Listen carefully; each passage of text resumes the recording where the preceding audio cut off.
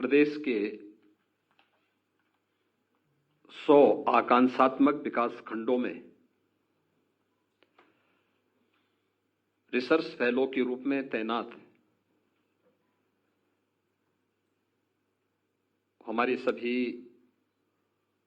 शोधार्थियों के साथ संवाद के इस कार्यक्रम में आज यहां पर नीति आयोग के मुख्य कार्यकारी अधिकारी श्री परमेश्वरन अय्यर जी आए हैं। उनके साथ में नीति आयोग के सीनियर कंसल्टेंट श्री राकेश रंजन जी, सीनियर एडवाइजर श्री संजीत सिंह जी उपस्थित हैं। मैं प्रदेश शासन की ओर से इन सभी का हृदय से स्वागत करता हूं। मंच पर उपस्थित प्रदेश के मुख्य सचिव श्री दुर्गा शंकर मिश्र जी, कृषि उत्पादन आयुक्त श्री मनोज कुमार सिंह जी,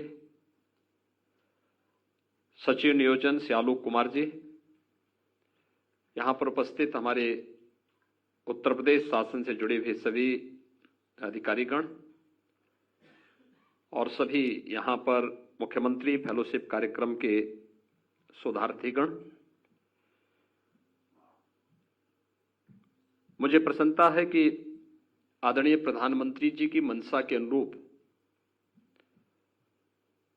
आकांक्षात्मक जनपदों की तर्ज पर आकांक्षात्मक विकास खंडों का चयन उत्तर प्रदेश में नियोजन विभाग के द्वारा करने के उपरांत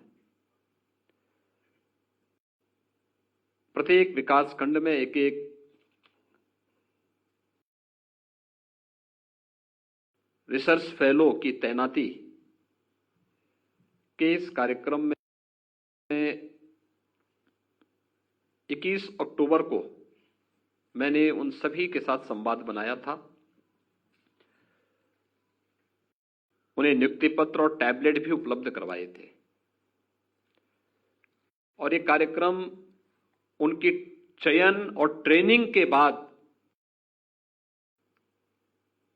यहां पर आयोजित किया गया था और उसके उपरांत इन लोगों ने अपने अपने कार्य क्षेत्र में कार्य प्रारंभ किया।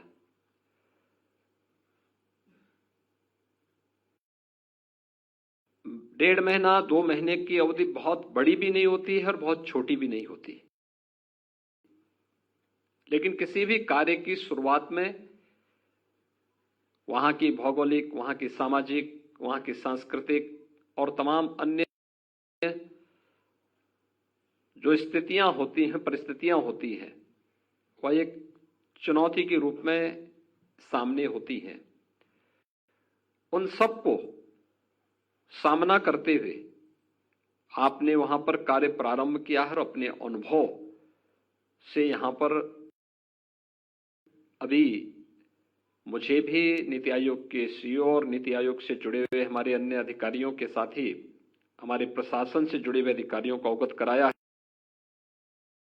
है।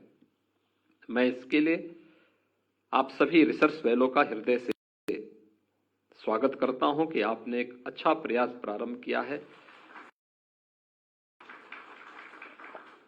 हमारी जो सबसे बड़ी कमी है वो यही है कि हम लोग एक तो डाटा कलेक्शन नहीं करते और फिर उसको अपलोड भी नहीं कर पाते, जिसके कारण उत्तर प्रदेश जैसे राज्य को बहुत बार उसके बहुत सारे सेक्टर ऐसे होते हैं जहां पर उसने कार्य तो किया है, लेकिन डाटा अपलोड न करने के कारण हम लोग उसमें पीछे रहते हैं और एक हर एक क्षेत्र में देखने को मिलता है। और इसीलिए हम लोगों ने रिसर्च फेलो के रूप में आपको तैनात किया है। कोऑर्डिनेशन के साथ साथ वहां पर डाटा कलेक्शन करना, हर दिन की गतिविधियों को अपलोड करना और फिर अभी हम लोग हर तीसरे महीने इसका मूल्यांकन कर रहे हैं। हर महीने नियोजन विभाग कर रहा है, हर तीसरे महीने मैं इसमें संवाद बनाने की कार्रवाई के साथ अपने को जोड़ने का प्रयास कर रहा हूं कि वीडियो कॉन्फ्रेंसिंग के माध्यम से हम इन सभी के साथ जुड़ करके संवाद बनाएंगे और इंडिकेटर्स को हम ध्यान में रख करके कार्य करेंगे कि वास्तव में किन विकास खंडों ने आकांक्षात्मक विकास खंडों के क्रम में अच्छा कार्य किया है और किस सेक्टर में उनकी प्रगति अच्छी है।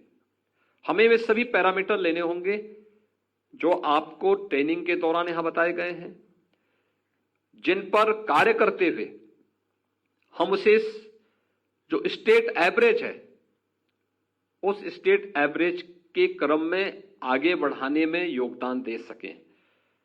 और उत्तर प्रदेश राज्य में सभी संभावनाएं मौजूद हैं, इसको हम बहुत आसानी से आगे बढ़ा सकते हैं। थोड़ा प्रयास करने की आवश्यकता है, संवाद बनाने की आवश्यकता है। हमें वहां पर जब हम लोग जाते हैं फील्ड में कुछ चीजों का ध्यान जरूर रखना होगा। एक, हमें अपने आप को बहुत सामान्य रूप से कोऑर्डिनेशन के रूप में ऐसे प्रस्तुत करना है कि किसी का ईगो वहां पर आड़े ना आने पाए, क्योंकि बहुत बार होता है बहुत सारे अधिकारी, बहुत सारे ऐसे लोग होंगे जो इस बात को बुरा मान रहे होंगे, तो वहां पर भले ही ये चीजें उस समय आपको ये दिखाने का प्रयास करेंगे कि हम सहयोग कर रहे हैं, लेकिन हो सकता है कि उसके बाद कुछ अन्य बाधाएं खड़ी हों। आपको वहां पर उनके साथ बेहतर संवाद बना करके अपने कार्यक्रम को आगे बढ़ाना है और हर एक समस्या का समाधान का रास्ता अपने आप निकलता हुआ दिखाई देगा। हमने जो डैशबोर्ड बनाया है, हमारे सामने जो परिणाम आए हैं, मैं उसमें प्रदेश के जो 100 जो हमारे विकास खंड हैं उनमें से कुछ पर अच्छा कार्य हुआ है। जैसे जो प्रगति हुई है अप्रैल 2022 से लेकर के और नवंबर 2022 के बीच में, इन 8 महीनों के दौरान जो चीजें देखने को मिली हैं, इसमें खास तौर पर जो हम लोगों ने देखा है कि 75 जो हम लोगों ने इन क्षेत्रों में जो कार्य किया था, जो 100 हमारे विकास खंड हैं, इनमें जो अब तक मेरे सामने आए हैं, उसमें खास तौर पर मैंने जो अब तक यहां अनुभव किया है और जो मेरे सामने अब तक जो बातें सामने आई हैं कि अप्रैल 22 से लेकर के नवंबर के बीच में जो सकारात्मक परिवर्तन उन विकास खंडों में देखने को मिले हैं, खास तौर पर आयुष्मान भारत का कार्ड। आप देखते होंगे यद्यपि हमारी सरकारी हॉस्पिटल्स में फ्री में उपचार की व्यवस्था है, रजिस्ट्रेशन भी फ्री में होता है, लेकिन बहुत बार होता है सरकारी हॉस्पिटल में व्यवस्था नहीं है, उसके पास आयुष्मान भारत का कार्ड नहीं है, वह व्यक्ति उपचार होने से वंचित रह जाता है, भटकता है। हमने प्रहर प्राथमिक स्वास्थ्य केंद्र में एक आरोग्य मेला हर सप्ताह रविवार के दिन हमारा लगता है, उसमें भी व्यवस्था दी है कि गोल्डन कार्ड केंद्र और प्रदेश सरकार से जुड़ी हुई स्वास्थ्य से संबंधित, पोषण से संबंधित इन सभी योजनाओं का न केवल वहां पे प्रचार प्रसार हो, बल्कि जो कार्रवाई होनी है वहां पर करें भी। किसी का कार्ड बनना है, किसी को वहां पर मिशन इंद्रधनुष के अंतर्गत टीकाकरण से आच्छादित करना है, अन्य तमाम जो गतिविधियां होती हैं, ट्यूबरक्लोसिस के उन्मूलन के लिए जो कार्यक्रम चल रहे हैं उसके बारे में भी जागरूकता के साथ साथ वहां पर उन्हें इससे अवगत कराना, उन्हें किट उपलब्ध करवाना, इन सभी कार्यक्रमों को उसके साथ जोड़ करके किया जाता। हर प्राथमिक स्वास्थ्य केंद्र में आरोग्य मेले लगते भी हैं, लेकिन उस सब के बावजूद विगत 8 महीने के अंदर जो 100 विकास खंड हैं जिनमें आयुष्मान भारत के जो कार्ड थे राज्य औसत से सभी पीछे थे, और नवंबर 2022 की जो रैंकिंग आई है उसमें अब मात्र 23 विकास खंड ऐसे हैं, 100 में से घट करके मात्र 23 विकास खंड ऐसे हैं जो आयुष्मान भारत स्टेट एवरेज से, जहां पर आज वे कम हैं, शेष स्टेट एवरेज के बराबर आ गए हैं। और मुझे लगता है कि अगर इसमें आप भी थोड़ा ध्यान देंगे अपने विकास खंड के अंदर, इसके पूरा डाटा सीएमओ के यहाँ होंगे, बीडीओ के यहाँ होंगे, उनसे लेकर के थोड़ा आप भी प्रयास करेंगे तो आने वाले 3-4 यानी इस वित्तीय वर्ष के अंत तक हम लोग आयुष्मान भारत में स्टेट एवरेज के बराबर उन सभी विकास खंडों को ला सकते हैं जो विकास खंड अभी इससे पीछे छूटे हुए हैं। ऐसे ही प्राथमिक विद्यालयों में पेयजल की सुविधा, पहले 28 विकास खंड हमारे ऐसे थे जो राज्य औसत से पीछे चल रहे थे, लेकिन विगत 8 महीने के अंदर जो प्रयास प्रारंभ हुए, आज मात्र 2 विकास खंड ऐसे हैं जहां पर जो स्टेट एवरेज से पीछे हैं। शेष स्टेट एवरेज के बराबर वे सभी आ चुके हैं। ऐसे ही गौआश्रय स्थल में पहले हमारे 9 विकास खंड ऐसे थे जो स्टेट एवरेज से पीछे चल रहे थे। गौ संरक्षण के कार्यक्रम को लेकर के, उनके आश्रय स्थल को लेकर के, या जो तमाम 3 प्रकार की जो योजनाएं हमारी इस संबंध में चलती है, उन सब का लाभ लोग भी नहीं ले पा रहे थे, किसान भी नहीं ले पा रहा था, कुपोषित परिवार भी नहीं ले पा रहा था, और निराश्रित गोवंश किसानों की फसलों को नुकसान कराने का कार्य करते थे। 9 विकास खंडों में बराबर बहुत शिकायतें आती थी। आज मात्र 1 विकास खंड से इस प्रकार की शिकायतें हैं, और बाकी अन्य विकास खंडों में जो प्रयास हुए हैं, वहां पे सहभागिता योजना के अंतर्गत वहां पे निराश्रित गौ आश्रय स्थलों पर ले जाने की कार्रवाई, या निराश्रित गौ आश्रय स्थल से एक ब्याई हुई गाय कुपोषित परिवारों को उपलब्ध करवाने और उन्हें प्रतिमाह 900 रुपये हम लोग यहां से पशुपालन विभाग की ओर से उसका सत्यापन कराने के उपरांत उन्हें उपलब्ध कराते हैं। इसमें अब मात्र 1 विकास खंड है। हमारे स्तर पर प्रयास करके उस विकास खंड में को भी हम स्टेट एवरेज के बराबर ला सकते हैं। ऐसे बैंकिंग सखी के ग्राम पंचायतों में, एक ग्राम पंचायत में बैंकिंग सखी की तैनाती है। ग्राम सचिवालय उस ग्राम पंचायत के स्वावलंबन का आधार बन सकता है, और हमारे अधिकतर ग्राम पंचायतों में ग्राम सचिवालय का निर्माण हो चुका है। ग्राम सचिवालय बहुत अच्छे बने हुए हैं, कभी आप जाके देखे होंगे, लगभग 4-5 कमरे उसमें बने हुए हैं। उस ग्राम सचिवालय में ग्राम पंचायत से जुड़ी हुई रूटीन की गतिविधियों के साथ ही बैंकिंग कॉरेस्पॉन्डेंट सखी को बैठने की व्यवस्था भी है, रोजगार सेवक को भी बैठने की, कंप्यूटर सहायक को भी बैठने की वहां पे व्यवस्था है, और साथ साथ हम लोग मिशन शक्ति के अंतर्गत बीट पुलिस अधिकारी को भी वहां पर बैठने की व्यवस्था, और सप्ताह में कम से कम 1 बार उसका विजिट उस ग्राम पंचायत में होगी। सुरक्षा से साथ साथ केंद्र और राज्य सरकार की सभी योजनाओं के साथ लोगों को अवगत कराने के एक बड़े कार्यक्रम को हम लोग उस ग्राम सचिवालय का केंद्र बनाना चाहते हैं। बहुत सारी ग्राम पंचायतों ने अपने यहां आय प्रमाण पत्र, निवास प्रमाण पत्र और जाति प्रमाण पत्र की कार्रवाई को भी ऑनलाइन वहां पे बनाना शुरू किया है। उससे उनकी अतिरिक्त आय भी हुई है, लेकिन लोगों को सुविधा हुई है। ऐसे बैंकिंग कॉरेस्पॉन्डेंट सखी ने गांव के सभी प्रकार के लेन देन के कार्य को बैंक तक जाने की बजाय ग्राम सचिवालय में ही ये सुविधा गांव के लोगों को, बुजुर्गों को, निराश्रित लोगों को उपलब्ध होने लग गई है। हम लोग अगर जाके देखेंगे तो इन सभी सुविधाओं से अधिक लोगों को जोड़ सकते हैं। तो इसमें मार्च 2022 में जहां हमारे पास 99 विकास खंड स्टेट एवरेज से पीछे थे, यानी ये सभी विकास खंड ऐसे एस्पिरेशनल नहीं थे, 99 ऐसे विकास खंड थे जो पीसी सखी की तैनाती, उनकी कार्यप्रणाली को लेकर के पीछे थे। लेकिन जब इस पर कार्य प्रारंभ हुआ, आज मात्र 13 विकास खंड ऐसे हैं जो वीसी सखी के द्वारा वहां पर जो कार्य पद्धति उनकी वहां पर चली है, वह आज मात्र 13 विकास खंड हैं जो स्टेट एवरेज से भी पीछे हैं। और मुझे लगता है कि ये जो प्रयास प्रारंभ हुए हैं, इसमें आपकी एक बड़ी भूमिका हो सकती है। शिक्षा के क्षेत्र में कितने ऐसे बच्चे हैं, गांव में गए, गांव में पूछने कितने ऐसे बच्चे हैं जो स्कूल नहीं जा पा रहे हैं, ड्रॉप आउट रेट क्या है यहाँ पे गांवों में, हम उसकी जानकारी भी ले सकते हैं। बहुत सारे बच्चे ऐसे होते हैं, खासतौर पर बालिकाएं ऐसी होती हैं, जबकि हम बेसिक शिक्षा परिषद के स्कूलों में तो आप देखते होंगे कि सारी सुविधाएं हम फ्री में उपलब्ध करवाने का कार्य कर रहे हैं।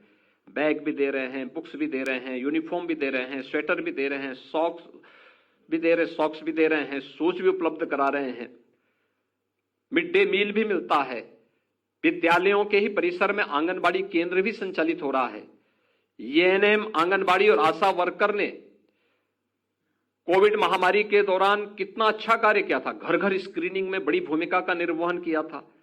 उस ताकत को विपत्ति के समय हम लोगों ने समझा है, लेकिन कोऑर्डिनेशन करने का कार्य जब भी हम अपने स्तर पर वहां पर करेंगे तो उन सभी बच्चों को प्रेरित कर सकते हैं, स्कूल जाने के लिए आगे बढ़ा सकते हैं। ऑपरेशन कायाकल्प के बारे में, निपुण भारत योजना के माध्यम से इन सभी कार्यक्रमों को आगे बढ़ाने में हम एक बड़ा योगदान दे सकते हैं। हम उनको देखें, उन लोगों से बातचीत करें, जो उससे संबंधित लोग हैं उनके साथ बहुत पोलाइटली एक संवाद बना करके इन कार्यक्रमों को आगे बढ़ाना, फिर से अपलोड करना, और जो सही हो वही अपलोड भी करना चाहिए।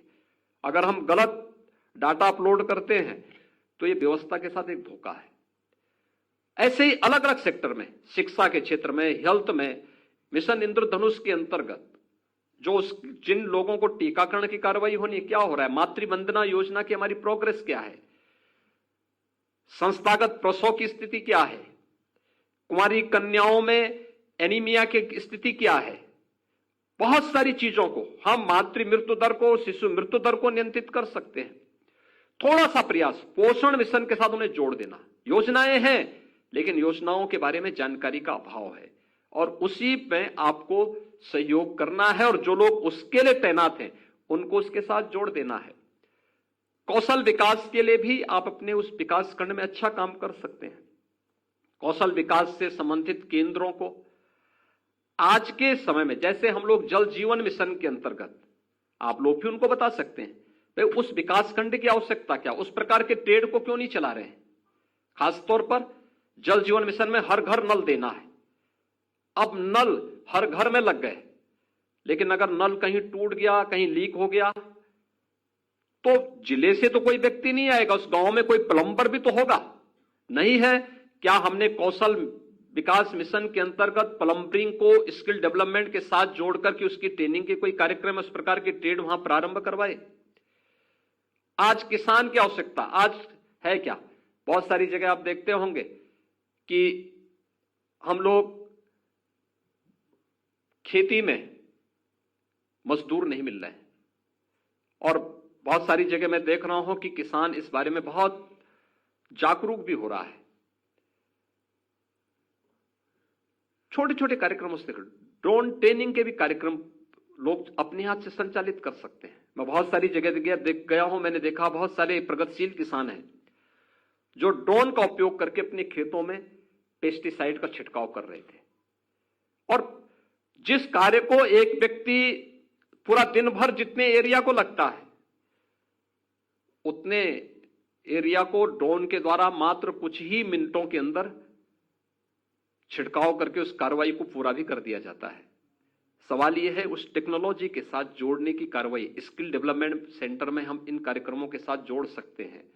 कृषि से संबंधित कार्यों के लिए विकास खंड या उस जनपद में कोई कृषि विज्ञान केंद्र होगा, वहां के वैज्ञानिकों को आप वहां के किसानों के साथ जोड़ के गोष्ठी के माध्यम से आधुनिक कृषि के तकनीक के साथ ही अच्छे बीजों का चयन करना और समय पे खेती की बुआई करना, इसका भी पैदावार पे असर पड़ता है। और इसमें सबसे अच्छा जो कार्य इस समय आया है, लागत को कम करना है, अच्छा उत्पादन करना है। तो हम लोगों ने इस दिशा में, आदरणीय प्रधानमंत्री जी ने नेचुरल फार्मिंग मिशन को भी इस समय लिया है, और उत्तर प्रदेश के अंदर इस समय गंगा के तटवर्ती 27 जनपद और बुंदेलखंड के सभी जनपदों को हमने इसमें लिया है। अन्य जनपद भी इसके साथ जुड़ सकते हैं। ये तो लागत को कम कर रहा है। उत्पादन, लागत कम होगी, उत्पादन अगर उतना ही भी रहता है तो भी तो किसान को प्रति एकड़ 12 से 15 हजार रुपए की अतिरिक्त आमदनी हो सकती है। अतिरिक्त आमदनी है ये, हमें उससे अवगत कराना पड़ेगा। इसकी ट्रेनिंग के कार्यक्रम चले हैं। लगभग 1,62,000 से अधिक किसान अब तक इससे प्रशिक्षित हुए हैं उत्तर प्रदेश के अंदर, जो विभिन्न प्रकार के कार्यक्रम चले हैं। अगर हम इसके बारे में बताएंगे, बागवानी के बारे में बताएंगे, सब्जी उत्पादन और स्वफसली के बारे में बताएंगे, उन कृषि वैज्ञानिकों की गोष्ठी उनके साथ करवा करके, प्रशासन और कृषि विभाग के साथ करवा करके, क्योंकि बहुत सारे विभाग तो ऐसे होते हैं जो अपने आप को समाज और व्यवस्था से निरपेक्ष मान करके केवल अपने तक सीमित रहते हैं। उन्हें समाज के सापेक्ष बनाना है, समाज से निरपेक्ष नहीं करना है, और उस व्यवस्था के साथ आप जोड़ सकते हैं। जिन लोगों ने स्किल डेवलपमेंट में अपनी ट्रेनिंग पूरी कर ली है, बैंकों के साथ बैठक करके कि भाई इनका सीडी रेशो क्या है, पैसा कितना जमा हो रहा है, यहां लोन कितने लोगों को मिल रहा है, यहां के उद्यमी, यहां के व्यापारी, यहां का कोई बेरोजगार नौजवान अपना कोई कारोबार करने के लिए बैंक से लोन लेना चाहता है, औपचारिकताओं को पूर्ण करवाइए, कैंप लगवाइए विकास खंड में, हर विकास खंड में एक एक कैंप लगे। राज्य शासन से भी हम यहां व्यवस्था करने जा रहे हैं, रोजगार का सृजन हो, और आप देखेंगे अपने आप ही वो सीडी रेशियो वहां का अपना बदलता हुआ दिखाई देगा। एक प्रयास प्रारंभ हो, सामूहिक प्रयास, लेकिन जो भी डाटा हो वह सही अपलोड किए जाए। और फिर इसी आधार पर मैंने कहा है कि जो आपकी कार्य पद्धति के बाद 2 वर्ष 3 वर्ष के बाद जब आपके कार्यों का मूल्यांकन पूरी तरह होगा, मैंने तो आपसे पहले दिन से कहा था कि आप लोग इस पे कार्य करिए। इसके बाद आपकी रैंकिंग हम उसी आधार पर तय भी करेंगे। एक इस विकास खंड की रैंकिंग नहीं तय होनी है, आपकी भी रैंकिंग तय होनी है। और उसमें फिर सरकारी सेवा में जो आना चाहेगा उसमें एज में रिलैक्सेशन, और उसको हम वेटेज भी देंगे कि इन्होंने फील्ड में रह करके, इतने दिन रह करके काम किया है। और परिणाम तभी आएंगे जब आप अपने विकास खंड मुख्यालय को केंद्र बना करके, भले ही वह आपके जनपद के बगल का हो, आप वहां से बाइक से आ जा सकते हैं, लेकिन वो प्रभाव नहीं होगा जो वहां रहने से होगा, जो कैंप करने से होगा। और कहीं आपको जाना भी है, जैसे आपको लखनऊ बुलाया गया, यद्यपि मैं इस बात का बहुत पक्षधर नहीं हूं कि फील्ड में तैनात लोगों को हम रोज रोज लखनऊ बुलाएं, या जिले में आप रोज रोज जाएं, कोई आवश्यकता नहीं। आप सीधे उनके साथ वीडियो कॉन्फ्रेंसिंग से या टेलीफोनिक उससे आप बातचीत करके उनको अवगत कराइए। और जब भी कहीं जाना हो, ब्लॉक से बाहर जा रहे हैं, वीडियो से आप बात कर लीजिए। यहाँ पे हम लोगों ने सभी विकास खंडों में व्यवस्था की है कि वीडियो और अन्य सभी प्रकार की जो भी पैरामीटर बनाए गए उससे संबंधित सभी प्रकार के कर्मचारी और अधिकारियों की तैनाती हो जाए। और ये विभागों ने अपने स्तर पर कार्य भी प्रारंभ किया। फिर भी आपको कहीं लगता है, आपको जिलाधिकारी को और संबंधित विभाग के अधिकारी को अवगत कराना चाहिए, और नियोजन विभाग को भी अवगत कराना चाहिए कि इस विभाग में ये समस्या आ रही, इसको कार्य को गति देने में इस प्रकार की कठिनाई है।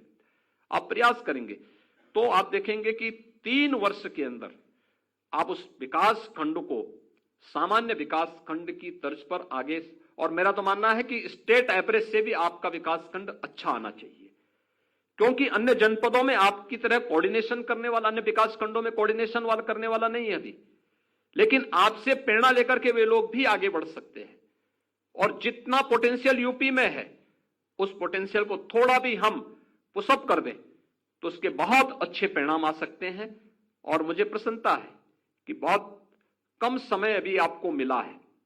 यद्यपि हमने अप्रैल में ही ये कार्य प्रारंभ कर दिया था, लेकिन रिसर्च फेलो की तैनाती अभी कुछ दिन पूर्व हुई है। 21 अक्टूबर को ही हम लोगों ने नियुक्त पत्र और टैबलेट उन्हें उपलब्ध करवाए हैं, और ये कार्य आपने वहां प्रारंभ किया, विजिट करना प्रारंभ कर दिया है। लेकिन इन सभी पैरामीटर्स को ध्यान में रख करके अगर आप वहां पर एक सिस्टम के साथ जुड़ करके कार्य कर लेंगे और बेहतर कोऑर्डिनेशन कर लेंगे, इसके बहुत अच्छे परिणाम आएंगे। आज आप यहां पर आए हैं और आपके साथ संवाद के इस विशेष कार्यक्रम में यहां पर स्वयं नीति आयोग के मुख्य कार्यकारी अधिकारी श्री परमेश्वरन अय्यर जी और उनकी टीम भी यहां पर आई है। मैं उनको हृदय से धन्यवाद देता हूं कि उन्होंने इस चीज को अप्रिशिएट किया है। आदरणीय प्रधानमंत्री जी ने भी इसको बहुत सकारात्मक ढंग से लेकर के, और उसके लिए उन्होंने स्वयं भी प्रसन्नता व्यक्त की है कि अगर हमारे यंग फेलोज इस तरीके से आगे आकर के फील्ड में कार्य करने को तैयार हैं तो इसके बहुत अच्छे परिणाम आएंगे। और मुझे लगता है कि जिन 8-10 लोगों ने अपनी बात यहां पर रखी है, वह एक बहुत अच्छी सकारात्मक पहल को प्रदर्शित करता है। और मैं इस बात पर विश्वास करता हूं कि इसके अच्छे परिणाम भी आएंगे। आप सभी अपने उस पर प्रभावी ढंग से कार्य करेंगे, इस विश्वास के साथ मैं आप सबको एक बार फिर से अपनी शुभकामनाएं देता हूं। धन्यवाद। जय हिंद।